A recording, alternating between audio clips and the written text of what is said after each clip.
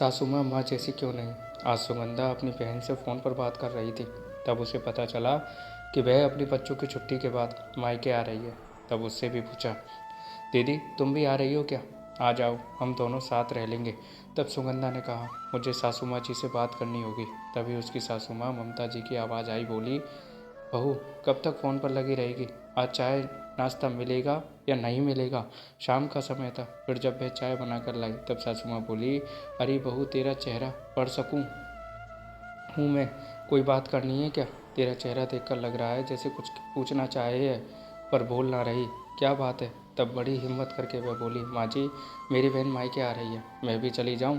पिछली बार भी उसके साथ नहीं रह पाई थी। इतना सुनते ही वे बोली, अरे कितने दिन रहोगी वहाँ? तब वह कहती है, 5-6 दिन तो रह लूँगी, साल भर एक बार ही मौका मिलता है। तब ममता जी बोली, यहाँ घर का काम कौन संभालेगा? मुझसे अब ना होता है।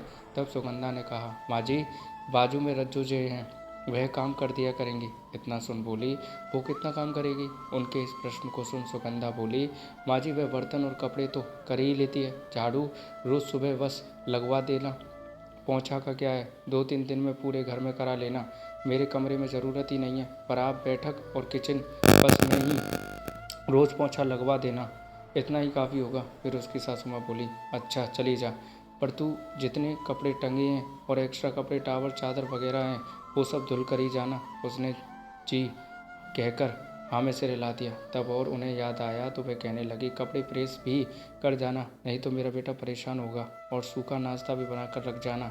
इतना सुनते ही वे मन ही मन बड़बड़ाते हुए कहने लगी, कहीं 1 सप्ताह का खाना भी बनाकर न रख जाऊं।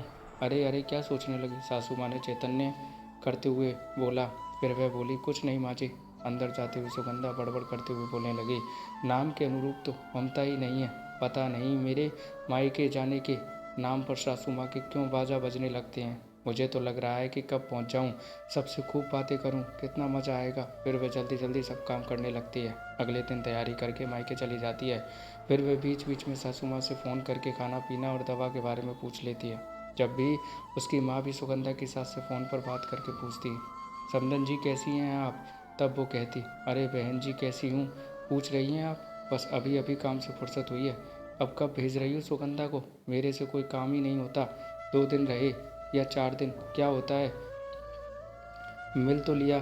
ऐसा कीजिए जल्द से जल्द भेज दीजिए। तो सुगंधा अपनी माँ से सासू माँ जी को कहती, मैं परसों पर पहुँच जाऊँगी। अब मायके में वह अपनी माँ से कहती, माँ मेरी सासू माँ ऐसी क्यों हैं? 2-4 दिन काम क्या करना पड़ रहा है तो उन्हें बड़ी परेशानी हो रही है। एक आप है जो उसी उम्र में होकर भी इतना काम करती हैं। अब 8 दिन बाद सुगंधा जैसे ही घर पहुंचती है तो माँ जी कहती हैं, आ गई आराम करके? एक मैं हूँ जो घर में इतनी परेशान हुई हूँ, मेरी कमर तो काम के मारे अकड़ गई है। तब वह पानी पीने किचन में पहुंचती है तो देखती है कि किचन पूरा फैला पड़ा है, बर्तन भी धुलने पड़े हैं, कपड़े का ढेर भी टंगा है। तो उसे बहुत गुस्सा आया। ये सब देखकर वह माँ जी से पूछती है, अरे माँ जी इतने सारे बर्तन झूठे क्यों पड़े हैं, रज्जू नहीं आई क्या?